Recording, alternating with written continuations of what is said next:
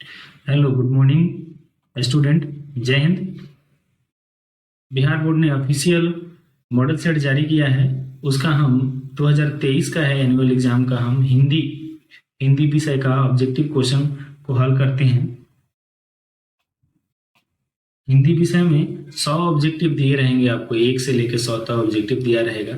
इसमें से आपको किसी 50 प्रश्नों के उत्तर देना है। 1 नंबर क्वेश्चन को हम देखते हैं। 1 नंबर क्वेश्चन हमारा क्या कहता है। 1 नंबर क्वेश्चन कह रहा है, उच्चतर शिक्षा के लिए भीमराव अंबेडकर किस देश में गए थे।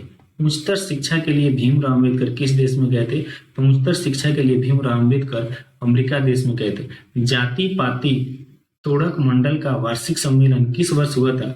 जाति पाति तोड़क मंडल का सम्मेलन 1936 ईस्वी में किया गया था।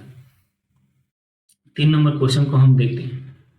निम्न में से कौन पड़ोसियों के आवारागर्द छोकरों के साथ लट्टू नचा रहा था? तो मदन जो था वो पहले से लट्टू नचा रहा था, खूब उसमें शामिल होना चाह रहा था। तो इसमें ऑप्शन नंबर सी आंसर हो जाएगा। भारत से हम क्या सीखे वार्षिक पाठ साहित्य में कौन विधा है? भारत से हम क्या सीखे वार्षिक पाठ साहित्य में कौन सी विधा है? तो ऑप्शन नंबर डी इसमें भाषण विधा है। कौन सी विधा है? भाषण विधा है। क्वेश्चन नंबर 5 देखते हैं। इसमें कह रहा है, चारू चंद्रलेख नामक उपन्यास किस लेखक की रचना है? चारू, ये हजारी प्रसाद द्विवेदी ने इसे लिखा था। 6 नंबर क्वेश्चन देखते हैं। लेखक गुणाकर मूले की शिक्षा की क्या भाषा थी? भाषा क्या थी ये हमें, तो इनकी भाषा जो थी वो मराठी थी। क्या थी? मराठी थी। ऑप्शन नंबर बी सही है। हमारे पड़ोसी देश नेपाल की नेपाली व नेवरी भाषाएं किस लिपि में लिखी जाती हैं? तो नेपाली और नेवरी भाषाएं जो है वो देवनागरी लिपि में लिखी जाती है। किसमें लिखी जाती हैं? देवनागरी लिपि में लिखे जाती हैं। निम्न में से जैन गणितज्ञ कौन है? निम्न में से जैन गणितज्ञ कौन है? निम्न में से जैन गणितज्ञ महावीर चार्य हैं। ऑप्शन नंबर सी। बहादुर शीर्षक कहानी के लेखक का नाम क्या है? बहादुर शीर्षक कहानी के लेखक का नाम क्या है? बहादुर शीर्षक कहानी के लेखक का नाम अमरकांत है। बहादुर शीर्षक कहानी के लेखक का नाम अमरकांत है। बहादुर शीर्षक कहानी में कौन अपने शरीर की मालिश बहादुर से कराता है? कौन अपने शरीर की मालिश बहादुर से कराता है? तो ये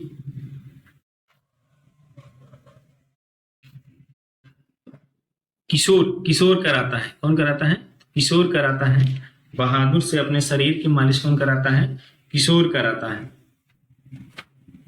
बहादुर अपने शरीर की मालिश किससे कराता है? किशोर से कराता है। किशोर कराता है। आगे बढ़ते हैं। कह रहा है कि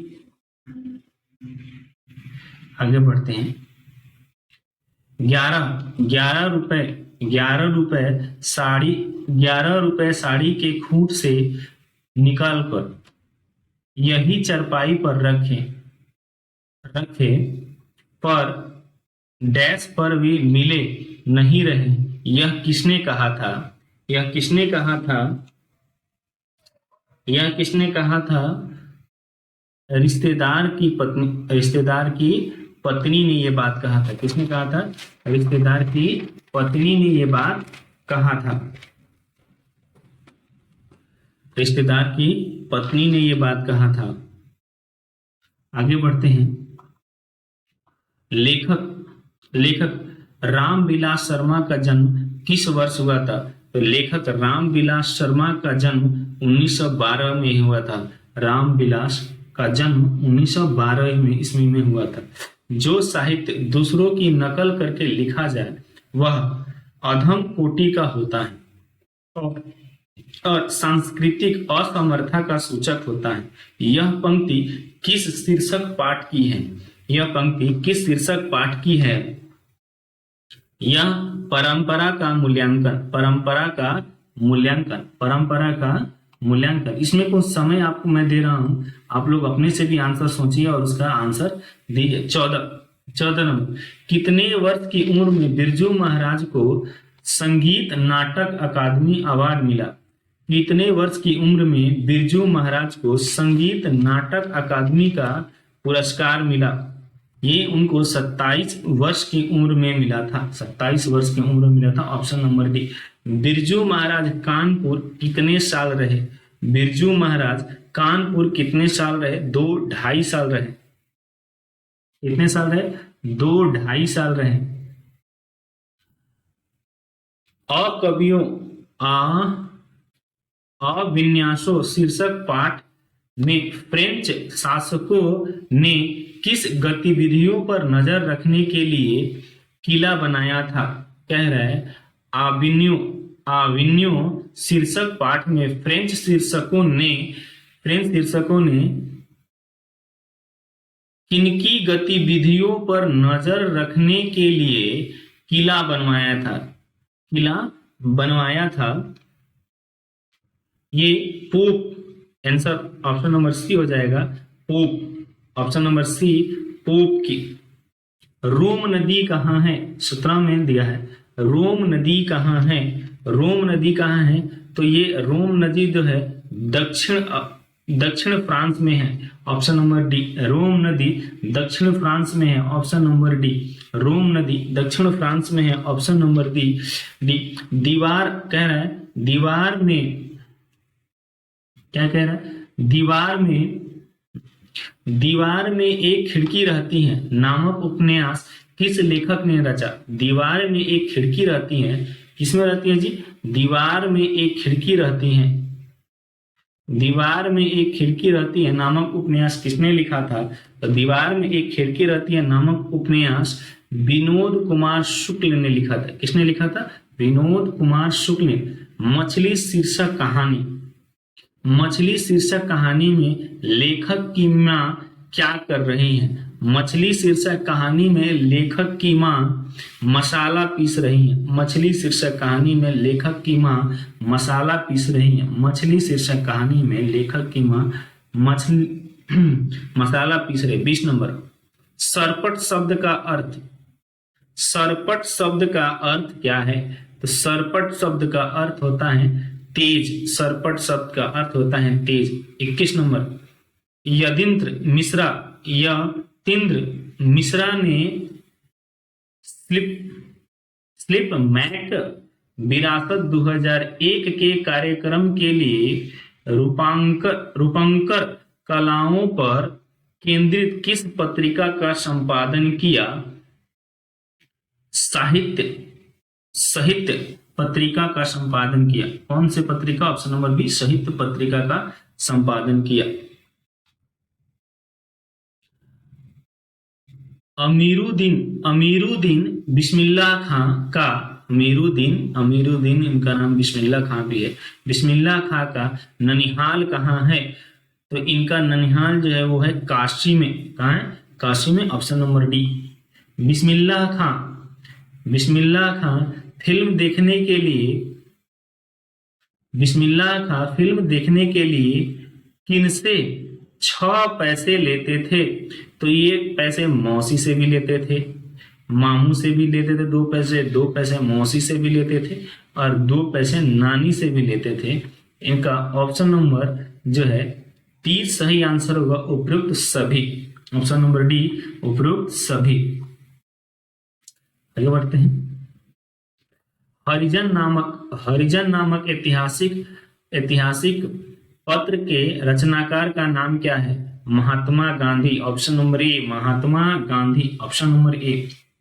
महात्मा गांधी की हत्या किस वर्ष हुई? महात्मा गांधी की हत्या किस वर्ष हुई? महात्मा गांधी की हत्या किस वर्ष हुई? महात्मा गांधी की हत्या 1948 में हुई। Option number B. सेन साहब कह रहा है 26 नंबर में, सेन साहब के कितनी लड़कियां थी? तो सेन साहब की 5 लड़कियां थी। ऑप्शन नंबर सी। सेन साहब की कितनी लड़कियां थी? सेन साहब की 5 लड़कियां थी। Option number C. दक्षिण भारत के पांड्य प्रदेश से किस राजा के पालियाम ताम्रपत्र मिले हैं? पालियाम ताम्रपत्र मिले हैं। पालियाम ताम्रपत्र किस शहर से मिले हैं? तो ये राजा कौशिक के सॉरी, यहाँ थोड़ा सा हमसे मिस्टेक हो गया, ये राजा कौशिक नहीं होगा, ये होगा ऑप्शन नंबर डी। ये क्या होगा? ऑप्शन नंबर डी, राजा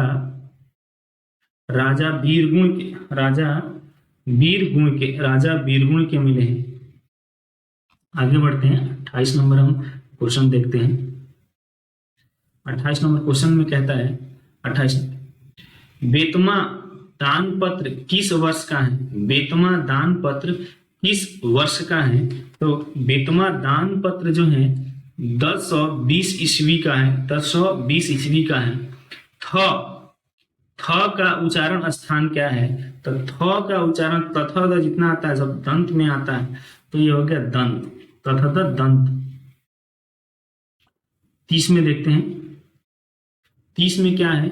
व्यंजन वर्णों की कितनी श्रेणियां हैं? व्यंजन वर्णों की कितनी श्रेणियां हैं? तो व्यंजन वर्णों की 5 श्रेणियां हैं। Option number B. जिस स्वर का उच्चारण में 3 गुना समय लगे उसे क्या कहते हैं? जिस उच्चारण के समय में 3 गुना समय लगे उसे हम प्लुत स्वर कहते हैं। प्लुत स्वर कहते हैं। Option number D. 32 number, Hindi में अनुनासिक वर्णों की संख्या कितनी है? हिंदी में अनुनासिक वर्णों की संख्या 5 है। हिंदी में अनुनासिक वर्णों की संख्या 5 है। हिंदी में अनुनासिक वर्णों की संख्या 5 है। 33, स्वर के कितने भेद होते हैं? स्वर संधि के कितने भेद होते हैं? स्वर संधि के 5 भेद होते हैं। स्वर संधि के कितने भेद होते हैं? स्वर संधि के 5 भेद होते हैं। दुष्कर शब्द का संधि विच्छेद है। दुष्कर शब्द का दुख जोड़ कर होगा। दुख जोड़ कर होगा। ये हो गया ऑप्शन नंबर सी, ये विसर्ग संधि है।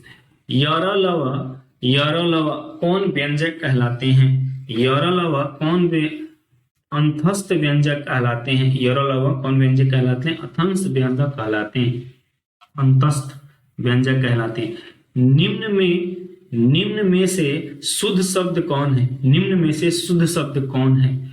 निम्न में से शुद्ध शब्द कौन है? देखिए, निम्न में से शुद्ध शब्द जो है, छात्र भी शुद्ध शब्द है, घनिष्ठ भी शुद्ध शब्द है, उपरोक्त भी सही है। गलत अगर कोई है तो इसमें से ऑप्शन नंबर बी यहाँ लिखना चाहिए। शुद्ध शब्द कौन नहीं है, ये थोड़ा सा मिसप्रिंट हो गया है, तो ऑप्शन नंबर बी हमारा सही आंसर होगा। इसका ऑप्शन नंबर बी जो है ये आपका सही आंसर होगा। बिल्कुल सही आंसर ऑप्शन नंबर बी होगा। आगे बढ़ते हैं, 37 नंबर क्वेश्चन।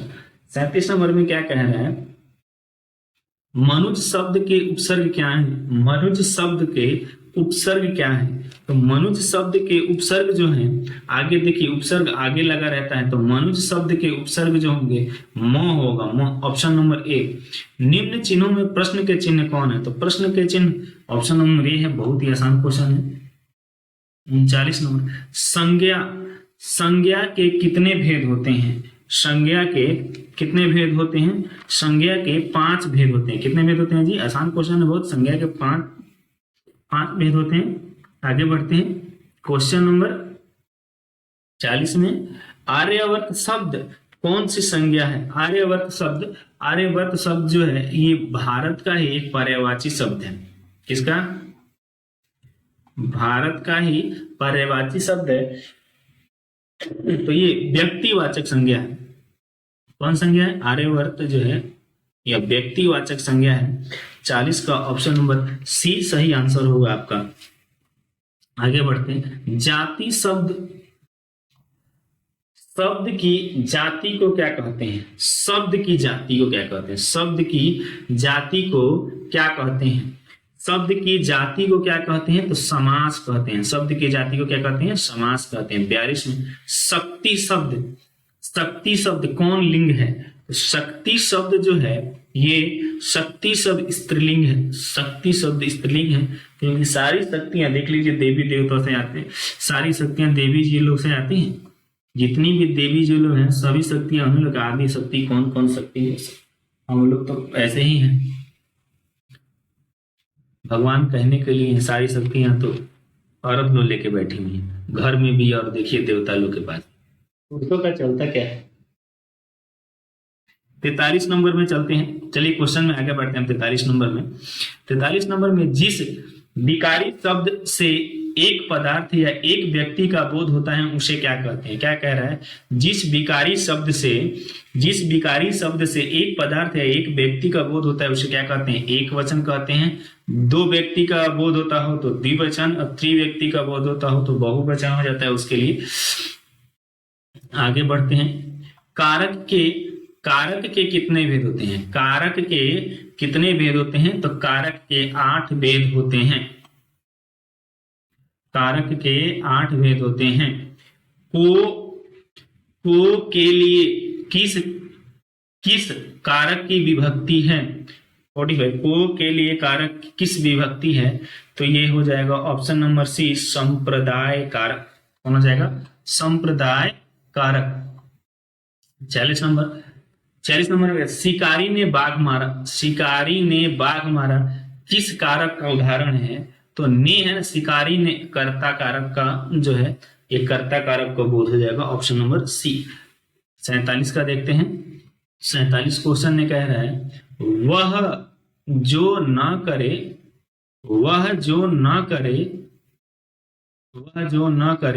क्या कह रहे? वह जो न करे सो थोड़ा किस सर्वनाम का उदाहरण है? वह जो ना करे सो थोड़ा किस सर्वनाम का उदाहरण है?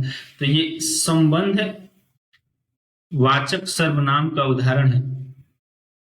ऐसा व्यक्ति किस विशेषण का उदाहरण है? ऐसा व्यक्ति किस विशेषण का उदाहरण है? ऑप्शन नंबर बी क्या कह रहा है? सर्वनामिक विशेषण का उदाहरण। सर्वनामिक विशेषण का उदाहरण है।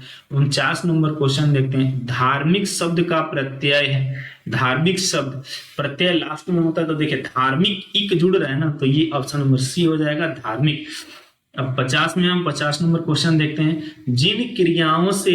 जिन क्रियाओं से इन बात का बोध होता है कि कर्ता स्वयं कार्य न करके किसी दूसरे को कार्य करने के लिए प्रेरित करता है उसे कौन क्रिया कहते हैं? तो उसे प्रेरार्थक क्रिया कहते हैं क्योंकि वो प्रेरणा दे रहा है, प्रेरार्थक क्रिया कहते हैं। आगे 50 से 100 क्वेश्चन को हम अगले वीडियो में देखेंगे। तब तक के लिए धन्यवाद।